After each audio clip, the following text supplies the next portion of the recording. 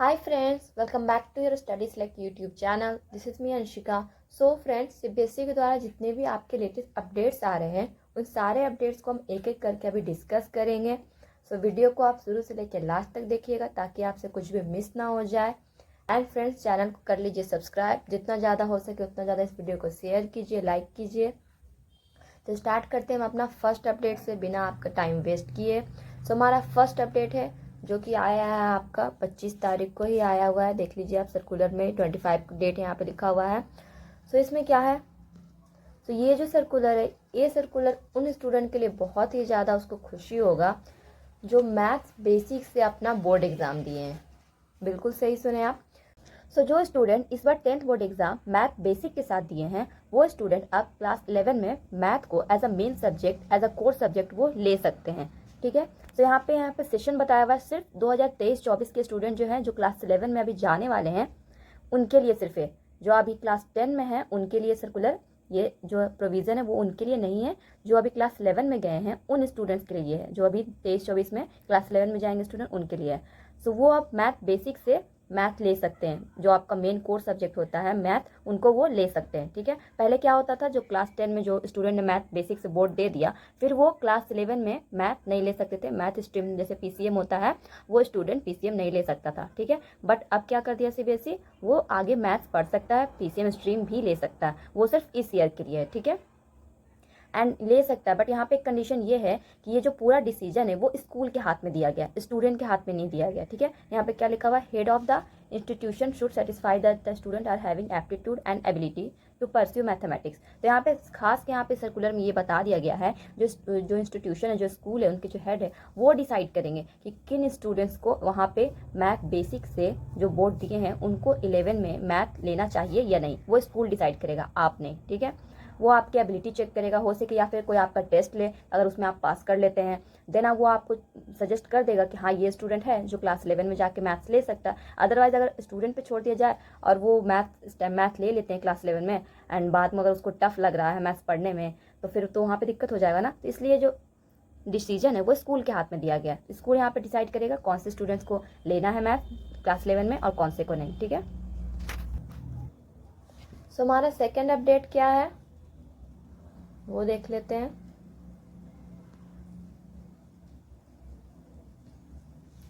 सो यहाँ पे देखिए friend, this is our second update कि आपका जो डेट है एग्जामिनेशन का 2024 में वो सीबीएसई ने बता दिया है. बहुत सारे स्टूडेंट को ये पता भी होगा. ठीक है. सो आपका डेट क्या है, नेक्स्ट ईयर जब आप एग्जाम देंगे बोर्ड का, तो वो कब से स्टार्ट हो जाएगा, 15 फेब से जो आपका एग्जाम है वो स्टार्ट हो जाएगा.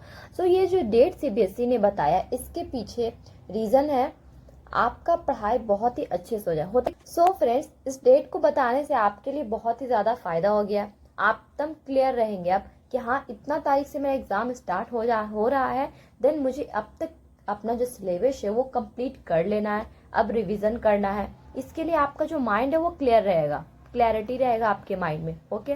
सो इसको हम डिटेल में आपको डिस्कस करके बताते हैं कि आप किस तरह से अपने एग्ज़ाम का तैयारी कर सकते हैं, जिससे आपका जो एग्ज़ाम का डेट जब आपके नज़दीक आए तो आप परेशान ना हो, घबराए नहीं एंड आपका रिवीजन भी कंप्लीट हो जाए. ओके.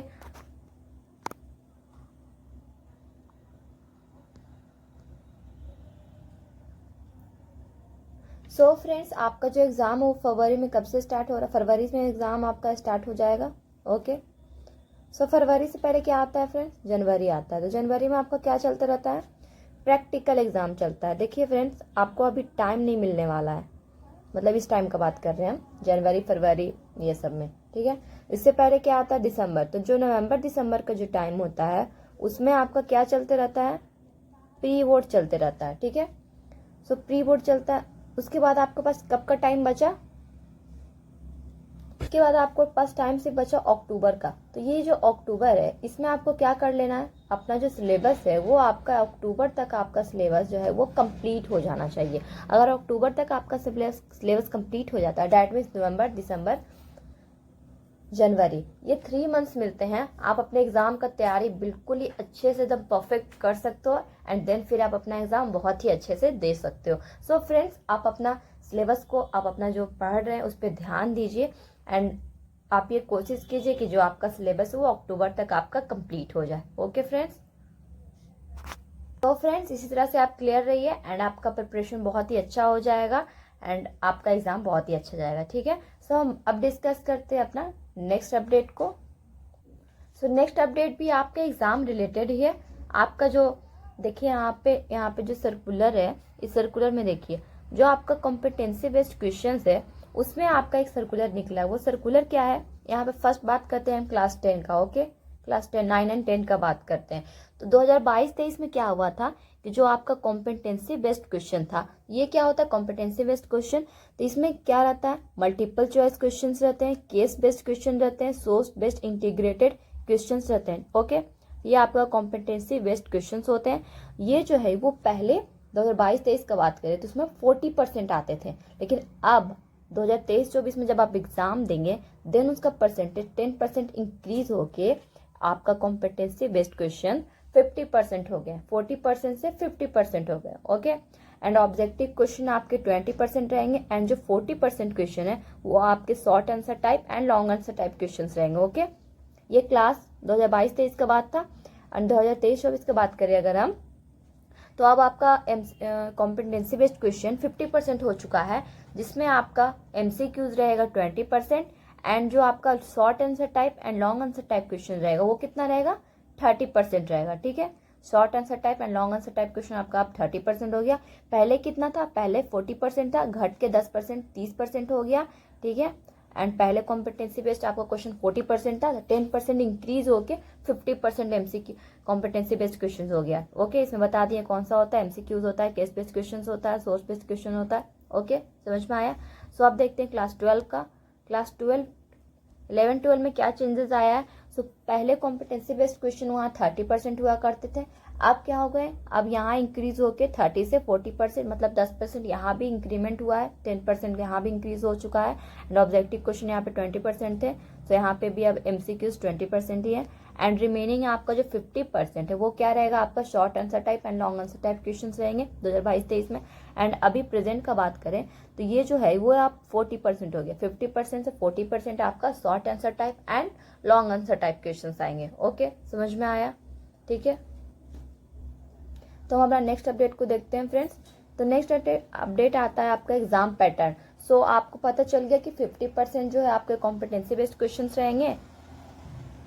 सो फ्रेंड्स आगे देखते हैं, अगर आप इस बार CBSE ने बहुत ही अच्छा काम ये किया है कि आपको सैम्पल पेपर पहले से ही रिलीज कर दिया गया है एंड आपको डेट ऑफ एग्जामिनेशन भी बता दिया गया है, सब कुछ आपको पहले से ही बता रखा है ताकि आपको एग्जाम में कोई प्रॉब्लम ना हो, आप क्लियर रहे कि किस टाइप के क्वेश्चन आपके एग्जाम में आने वाले हैं, आपका एग्जाम कब होगा, हर तरीके से आपके माइंड में क्लैरिटी होगा तो आपका एग्जाम का प्रिपरेशन और भी अच्छे से होगा। ठीक है, तो यहाँ पे हम सैम्पल पेपर लिए हैं मैथ्स का। ओके, तो यहाँ पे देखिए आप 23-24 का ये, ठीक है, जो आपका सैम्पल पेपर रिलीज हुआ था वही है ये। ठीक है, क्लास 10 का है ये। यहाँ पे आपके लिए जनरल इंस्ट्रक्शन क्या होता है वो देखते हैं। सो आपका जो क्वेश्चन पेपर होता है उसमें 5 सेक्शंस होते हैं। ठीक है, 5 सेक्शंस होते हैं, section A, B, C, D। Okay, तो जो आपका सेक्शन A होता है उसमें आपके 20 MCQs होते हैं, मल्टीपल चॉइस क्वेश्चन होते हैं 20, जो हर एक क्वेश्चन 1 नंबर का होता है। ठीक है, 20 MCQs होते हैं एंड हर एक क्वेश्चन 1 नंबर का होता है। फिर सेक्शन B आपका आता है जिसमें आपका टोटल 5 क्वेश्चन रहेंगे, जो 5 क्वेश्चन है वो 2 मार्क्स के, हर एक क्वेश्चन 2-2 नंबर के रहेंगे। ठीक है, फिर आपका आता है सेक्शन C, उसमें टोटल नंबर ऑफ क्वेश्चन आपके 6 रहेंगे एंड वो क्वेश्चन आपके 3 मार्क्स, हर एक क्वेश्चन आपका 3 नंबर का होगा। फिर बात करते हैं सेक्शन D का। सेक्शन D में आपके टोटल नंबर ऑफ क्वेश्चन 4 रहेंगे एंड हर एक क्वेश्चन आपके 5 मार्क्स के होंगे। ओके, एंड लास्ट आता है आपका सेक्शन C, जिसमें आप 3 केस बेस्ड क्वेश्चंस होते हैं, तो हर एक क्वेश्चन आपका 4 नंबर का रहता है और एक केस बेस्ड क्वेश्चन में आपका उसका सब पार्ट रहेगा, मतलब कि एक केस बेस्ड अगर आप चूज करते हैं तो उसमें आपका एक क्वेश्चन 1 नंबर का, दूसरा क्वेश्चन 1 नंबर का एंड तीसरा क्वेश्चन 2 मार्क्स का रहेगा। ओके, तो हर एक केस बेस्ड आपका 4 मार्क्स का होता है, उसमें आपका सब पार्ट 1 मार्क्स का, 1 मार्क्स का एंड 2 मार्क्स का होगा। ओके, समझ में आया। सो यहाँ पे ये सारा जो आपका 5 सेक्शन है वो कंप्लीट हो गया। ओके, सो यहाँ पे आपका कौन सा इन्फॉर्मेशन और दिया हुआ है नीचे, सारा क्वेश्चन है वो सारा कंपलसरी है। ठीक है, इसमें ऐसा नहीं कोई भी क्वेश्चन आप छोड़ नहीं सकते हैं। However, an internal choice in 2 questions of 5 marks. 5 number का 2 जो क्वेश्चन होता है उसमें आपको चॉइस होता है कि आप उन दोनों क्वेश्चन में से एक क्वेश्चन को आप चूज करके उसको आप सॉल्व कर सकते हो, ओके। और 3 नंबर का जो क्वेश्चन होता है उसमें 2 क्वेश्चन रहता है, उसमें भी आपको चॉइस होता है कि आप ये दोनों क्वेश्चन में से कोई भी क्वेश्चन चूज कर सकते हो। एंड जो 2 मार्क्स के क्वेश्चन होते हैं उसमें आपको 2 क्वेश्चन रहेगा, उसमें आपको कोई भी 2 क्वेश्चन आप चूज कर सकते हो कि हाँ ये क्वेश्चन मुझे बनाना है, ठीक है।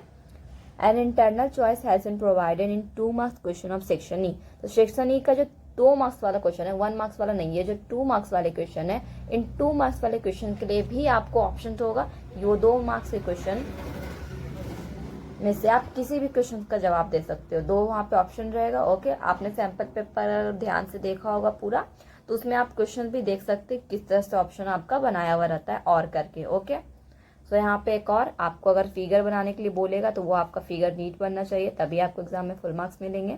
एंड अगर पाई अगर आपको नहीं बोला गया है देन आपको 26/7 लेना है, ठीक है। हमारा नेक्स्ट अपडेट ये है फ्रेंड्स कि आपका जो ये आपने बहुत सारी बार सुना भी होगा, सुन भी रहे होंगे अभी आप, कि आपका जो बोर्ड एग्जाम है वो 2 बार होगा 1 साल में। सो आपने सुना है ये आधा सही है, आधा सही कैसे कि अभी आपका जो गर्मी का छुट्टी है वो खत्म होगा, उसके बाद आपका एक एग्जाम होगा, पता है आपको। तो वो जो एग्जाम होगा फ्रेंड्स वो आपको सिर्फ टेस्ट के लिए कि आपने जो अभी तक पढ़ा है कितना पढ़ा है, वो आपका एक टेस्ट है। उसका मार्क्स आपके जो फाइनल एग्जाम होंगे फरवरी में वो ऐड नहीं होगा। बिल्कुल सही सुना आपने, वो मार्क्स आपके ऐड नहीं होंगे, ठीक है। सो जो आप एग्जाम देंगे उसमें आपको अच्छा स्कोर करना है, तभी तो आपको पता चलेगा कि हाँ जो आप फाइनल एग्जाम होगा आप उसमें भी अच्छा स्कोर कर सकते हैं या नहीं। एंड अगर आपको उसमें कम मार्क्स आता है देन आप ध्यान दे सकते हैं कि आपका जो मेन एग्जाम हो वो बेस्ट जाए।